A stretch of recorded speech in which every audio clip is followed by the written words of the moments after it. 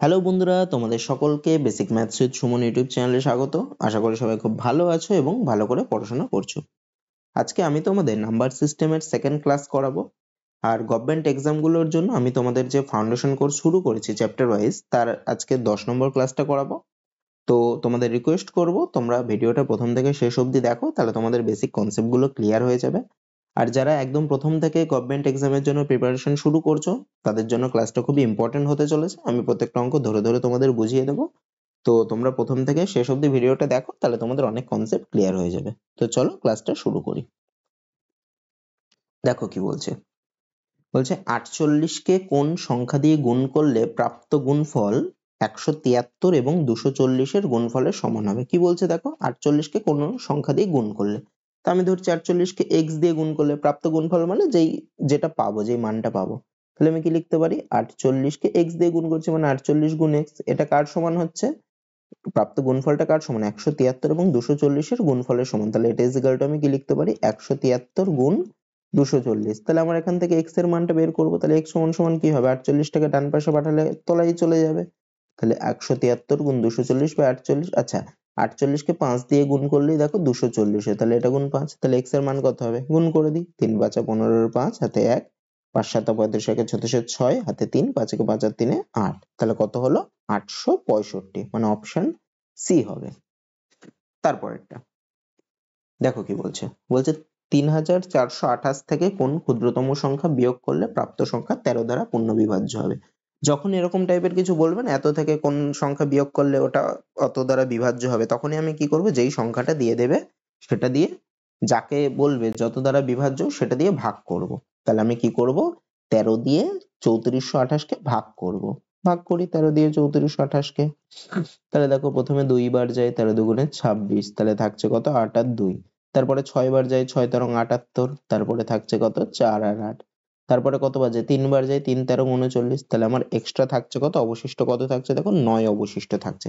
তাহলে দেখো আমাকে কি বলেছে, এই 3 4 2 8 থেকে কোন সংখ্যাটা বাদ দিলে আমার 13 দ্বারা বিভাজ্য।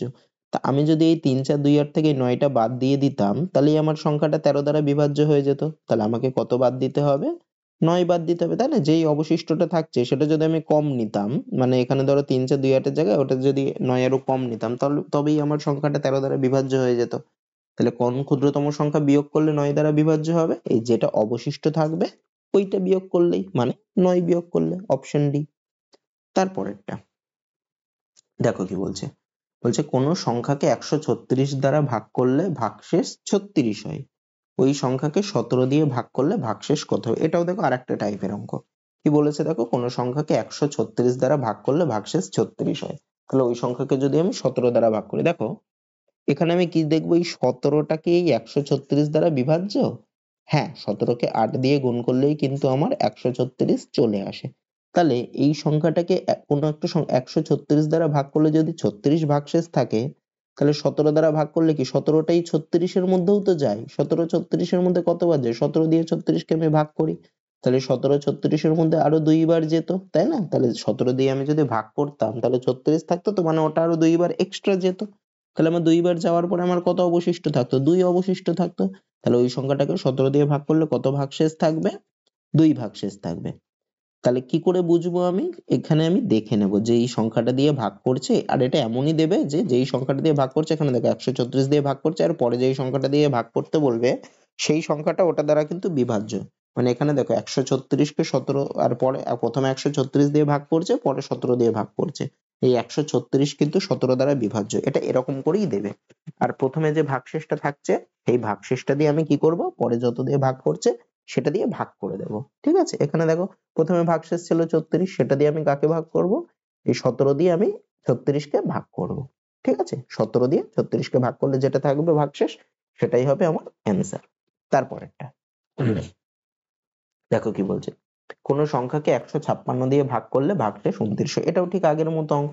বলেছে একই সংখ্যাকে 13 দিয়ে ভাগ করলে কত ভাগশেষ থাকবে। তা আমি কি দেখবো, এই যে 13 দিয়ে যে ভাগ করছি সেটা কি 156-কে, মানে 13 দিয়ে কি বিভাজ্য 156টা? হ্যাঁ, 13-কে 12 দিয়ে গুণ করলে দেখো 156 হচ্ছে। তাহলে আমি কি দেখবো, এই 13 দিয়ে প্রথমেরটা যত ভাগশেষ থাকছে সেইটাকে ভাগ করব। তাহলে 13 দিয়ে কাকে ভাগ করব, 29-কে ভাগ করব। কতবার যায় 13 দুগুণে 26 মানে কত ভাগশেষ থাকছে? 3 ভাগশেষ থাকছে। তাহলে ওই সংখ্যাটাকে 13 দিয়ে ভাগ করলে কত ভাগশেষ থাকবে? 3 ভাগশেষ থাকবে, অপশন সি। তারপরেরটা দেখো কি বলছে, বলছে 4000 থেকে ক্ষুদ্রতম কত বিয়োগ করলে বিয়োগফল 19 দ্বারা পূর্ণ বিভাজ্য হবে। তো যখনই এরকম বলবে এত দ্বারা পূর্ণ বিভাজ্য, তার মানেই আমি কি 4000 কে 19 দিয়ে ভাগ করব। আচ্ছা, 4000 কে 19 দিয়ে ভাগ করলাম, তাহলে কতবার যায়? প্রথমে 2 বার দিলে হয় 38, 2 শূন্য, একবার দিলে হয় 19, তারপরে 1 শূন্য, এখানে একটা শূন্য বসে যাবে। তাহলে দেখো আমি যদি এই 4000, আমার অবশিষ্ট থাকছে কত? 10, তাহলে আমি এই যে 10টাকে যদি বাদ দিয়ে দিই তবে যে সংখ্যাটা হয় সেই সংখ্যাটাই 19 দ্বারা বিভাজ্য হবে, কারণ 10টা তো এক্সট্রা রয়েছে, 10টা বাদ দিয়ে দিলেই যেই সংখ্যাটা হবে সেটাই 19 দ্বারা পূর্ণ বিভাজ্য হবে। তাহলে আমার বিয়োগফল কত, ক্ষুদ্রতম কত বিয়োগ করলে 19 দ্বারা বিভাজ্য হবে? 10 বিয়োগ করলে।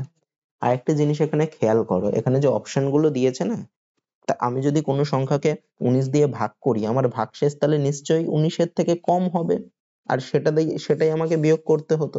তাহলে এখানে দেখো একমাত্র এই 10 সংখ্যাটাই 19 এর থেকে ছোট, বাকি যেই অপশন গুলো দিয়েছে দেখো একটাও হবে না। আমি এখানে অপশন দেখেই কিন্তু উত্তরটা করে ফেলতে পারলাম।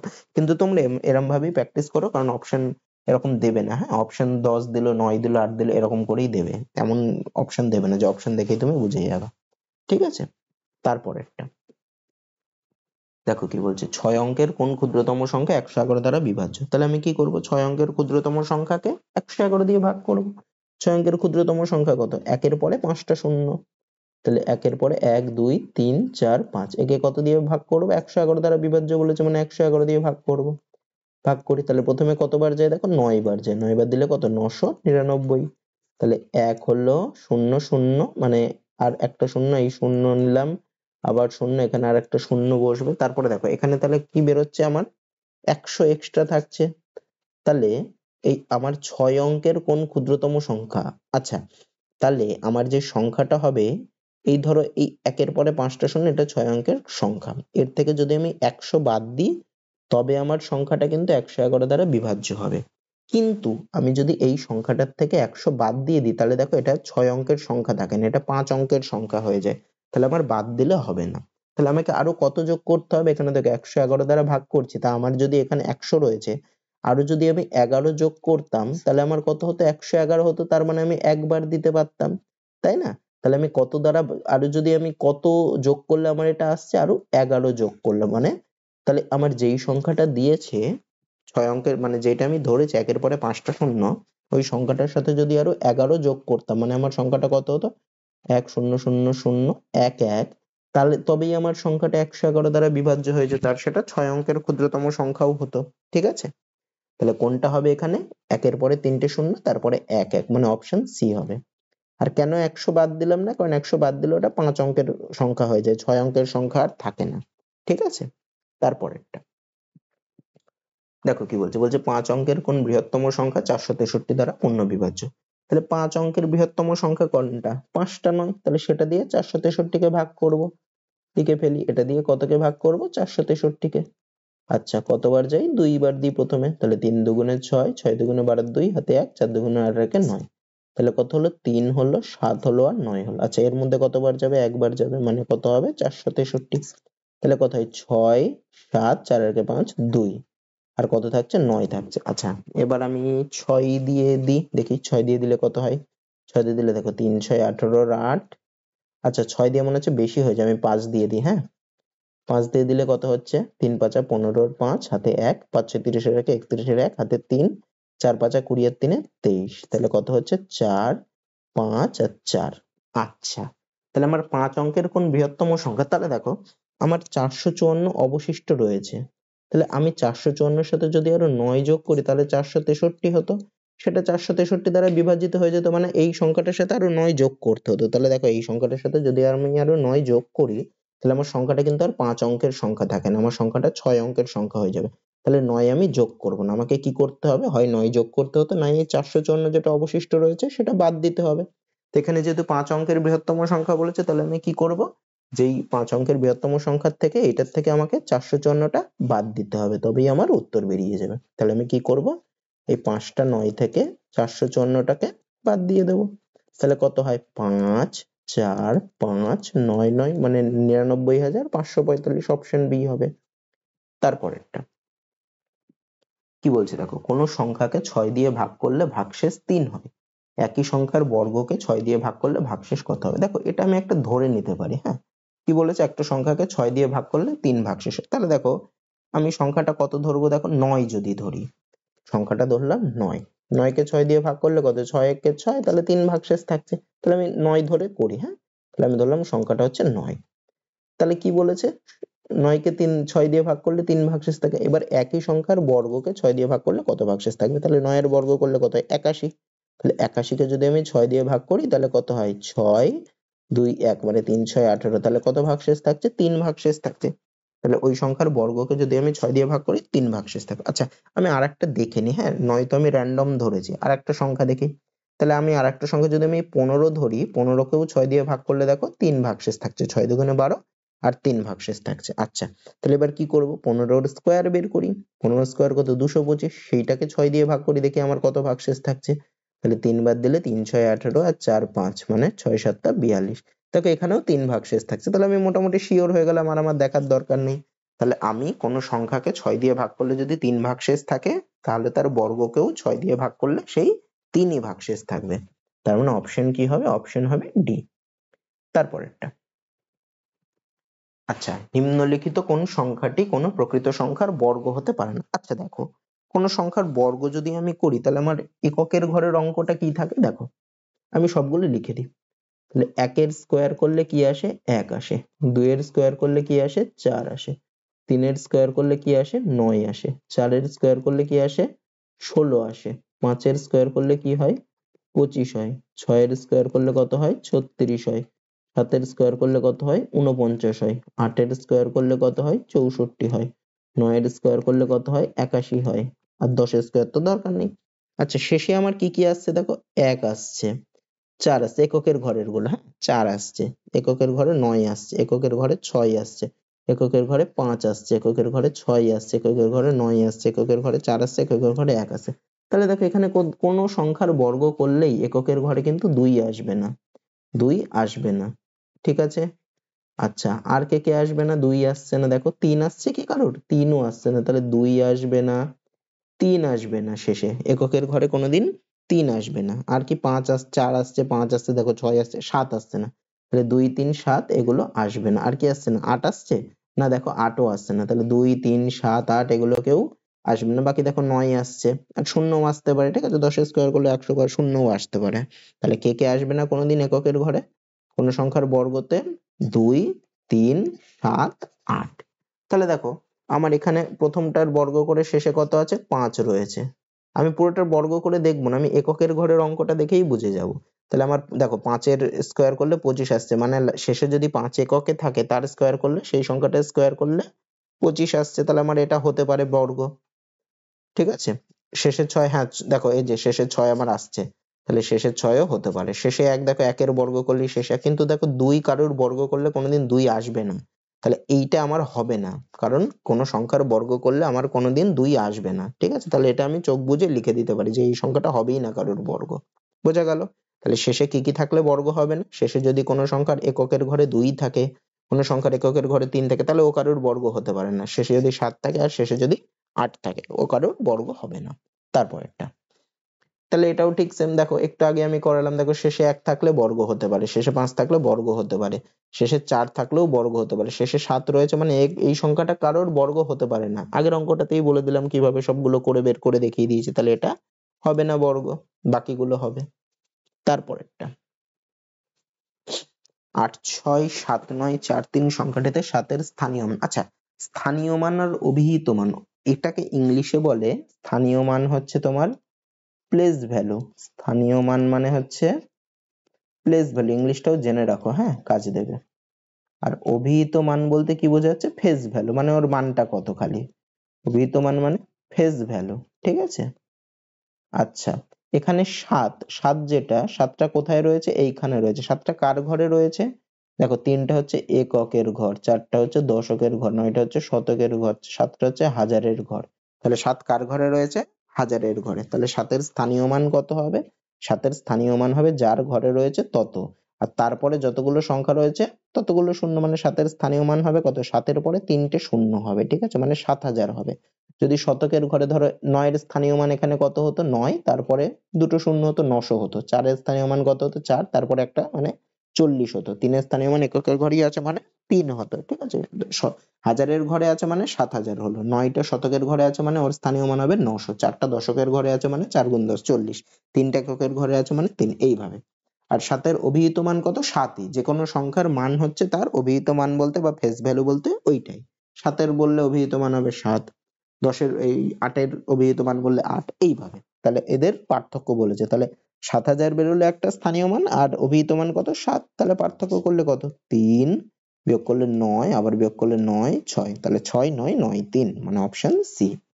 তারপরেরটা দেখো, এটাও ঠিক একই অঙ্ক। তাহলে এত সংখ্যাটিতে 9 এবং 3 এর স্থানীয় মানের পার্থক্য। আচ্ছা দেখো, 9 কার ঘরে রয়েছে, 9 হচ্ছে হাজারের ঘরে রয়েছে, তাহলে 9 এর স্থানীয় মান কত হবে, 9000। 9 এর পরে 3টে শূন্য। আর 3 কার ঘরে রয়েছে, 3 হচ্ছে দশকের ঘরে রয়েছে, তাহলে 3 এর স্থানীয় মান কত হবে, 30 হবে। তাহলে এদের পার্থক্য কত, এটা মাইনাস করলে কত হবে, এটা 8970 হবে, মানে অপশন বি হবে। তারপরেরটা দেখো কি বলছে, 561 এর মৌলিক উৎপাদকগুলির যোগফল কত। আচ্ছা, আমি আগে 561 কে না ভাঙি, হ্যাঁ, উৎপাদকে ভাঙি। 561 কে উৎপাদকে কিভাবে ভাঙি, এইভাবে। দেখো, যোগ করলে কত হয়, সংখ্যাগুলো 5 আর 6 11 এর একে 12, তাহলে সংখ্যাগুলোকে 3 দিয়ে যায়, 3 দিয়ে ভাগ করি, তাহলে 5 এর মধ্যে একবার যায়, 2 6 মানে 8 বার যায়, তারপর 2 1 মানে 7 বার যায়। আচ্ছা, এটাকে দেখো 11 দিয়ে যায়, তাই না? 11 দিয়ে ভাগ করলে কত, 18 এর মধ্যে একবার যায়, 7 7 মানে 17। আচ্ছা, আর কিছু দিয়ে কি যাচ্ছে না, আর কিছু দিয়ে যাচ্ছে না, তাহলে আমি কি উৎপাদক পেলাম, 3 11 17। 561 সমান সমান আমি কি লিখতে পারি, এর উৎপাদক গুলো কি কি, এর উৎপাদক হচ্ছে 3 11 আর 17। এবার প্রত্যেকটা দেখো মৌলিক সংখ্যা, 3 11 আর 17, তাই না? তাহলে এর মৌলিক উৎপাদক গুলোর যোগফল কত হবে। আচ্ছা, এর উৎপাদক কিন্তু 561-র একও একটা উৎপাদক, আর 561-ও একটা উৎপাদক, কিন্তু 561 তো মৌলিক সংখ্যা না, ওটাকে ভাঙতে পারছি। আর এককেও মৌলিক সংখ্যা বলা হয় না, ঠিক আছে। তাহলে আমার এই মৌলিক উৎপাদক গুলো বললে কোনটা কোনটা হবে, 3 হবে, 11 হবে আর 17 হবে। এদের যোগফল বলেছে, তাহলে 3 আর 11 যোগ করলে 14, 14 আর 17 যোগ করলে হয় কত, 31 হয়, মানে অপশন বি হবে। তারপরেরটা দেখো কি বলছে, বলছে প্রথম 5টি মৌলিক সংখ্যার যোগফল কত। আচ্ছা, মৌলিক সংখ্যা তোমরা সবাই জানো, যেই সংখ্যাগুলোকে এক এবং সেই সংখ্যা ছাড়া অন্য কোনো সংখ্যা দিয়ে ভাগ করা যায় না, সেইগুলোই হয় মৌলিক সংখ্যা। মানে কত, সব থেকে ছোট মৌলিক সংখ্যা কত, 2। এককে কিন্তু মৌলিক সংখ্যা বলা হয় না, 2 কে কিছু দিয়ে ভাগ করা যায় না, 1 আর 2 ছাড়া। তারপরে কত, 3, 3 কেও ভাগ করা যায় না। তারপরে কত, 5, তারপরে কত, 7, তারপরে কত, 11, তারপরে কত, 13, তারপরে কত, 17। এগুলো আমি লিখে দিচ্ছি, হ্যাঁ, এগুলো ইয়ে করে নেবা। 17, তারপরে কত, 17, তারপরে হচ্ছে 19, 19 এর পরে কত, 23, 23 এর পরে কত, 29, 29 এর পরে হচ্ছে 31, 31 এর পরে হচ্ছে 37, 37 এর পরে হচ্ছে 41, 41 এর পরে 43, 43 এর পরে 47। এটা হচ্ছে 1 থেকে 50 এর মধ্যে কতগুলো মৌলিক সংখ্যা পেলাম, 1টা 2টো 3টে 4টে 5টা 6টা 7টা 8টা 9টা 10টা 11টা 12টা 13 14 15। ঠিক আছে, এটা খুব ইম্পর্টেন্ট, কিন্তু এই সংখ্যাগুলো জানতে হবে। 1 থেকে 50 এর মধ্যে কতগুলো মৌলিক আছে, 1 থেকে 50 এর মধ্যে 15টি মৌলিক সংখ্যা আছে। কি কি সেগুলো হচ্ছে এইটা, এটা কিন্তু লাগবে, হ্যাঁ, এটা দেখে নিও একটু, অন্যান্য অঙ্ক দিতে পারে। 15টি মৌলিক সংখ্যা আছে, কি কি, এইগুলো হচ্ছে মৌলিক সংখ্যা 1 থেকে 50 এর মধ্যে। এবারে কখনো এদের গড় বের করতে বলতে পারে, এদের কিছু সমষ্টি বের করতে বলতে পারে। এখানে দেখো কি বলেছে, প্রথম 5টি মৌলিক সংখ্যার যোগফল। তাহলে প্রথম 5টা মানে কি, 2 3 5 7 আর 11। এদের যোগ করলে কত, 2 আর 3 5, 5 আর 5 10, 10 এর সাথে 17, 17 আর 11 হয় 28, মানে অপশন ডি হবে। তারপরেরটা দেখো কি বলছে, বলছে 4 অঙ্কের বৃহত্তম ও 3 অঙ্কের ক্ষুদ্রতম সংখ্যা দুটির পার্থক্য কত। 4 অঙ্কের বৃহত্তম মানে কি, 4 অঙ্কের বৃহত্তম সংখ্যা হচ্ছে 4টে 9, 3 অঙ্কের বললে 3টে 9 হতো, ওর থেকে তো আর বড় হতে পারে না। আর 3 অঙ্কের ক্ষুদ্রতম সংখ্যা কি, একের পরে দুটো শূন্য, সেটাই হচ্ছে 3 অঙ্কের ক্ষুদ্রতম সংখ্যা। তাহলে একের পরে দুটো শূন্য, এটাই 3 অঙ্কের ক্ষুদ্রতম। যদি 3 অঙ্কের বৃহত্তম বলতো তাহলে 3টে 9 হতো। এদের পার্থক্য কত, মানে মাইনাস করতে হবে, তাহলে মাইনাস করলে কত হয়, 9 9 8 9, 9899, মানে অপশন এ। তো তোমাদের আজকে এত দূরই থাকবে। তো আজকের ক্লাসটা একটু সহজ ছিল, তো আশা করি তোমাদের ক্লাসটা ভালো লেগেছে। যদি ভালো লেগে থাকে তোমরা অবশ্যই ভিডিওটাতে একটা লাইক করবে, বন্ধুদের মাঝে ভিডিওটা শেয়ার করে দেবে। আর এই ধরনের ভিডিও পেতে গেলে তোমাদের চ্যানেলটাকে কিন্তু অবশ্যই সাবস্ক্রাইব করতে হবে, আর সাবস্ক্রাইব করে বেল আইকনটিতে কিন্তু প্রেস করে দিতে হবে। তাহলে ভিডিওর নোটিফিকেশনটা কিন্তু তোমার কাছে পৌঁছে যাবে। তো তোমাদের এতদূরই থাকছে, দেখা হচ্ছে পরের ভিডিওতে।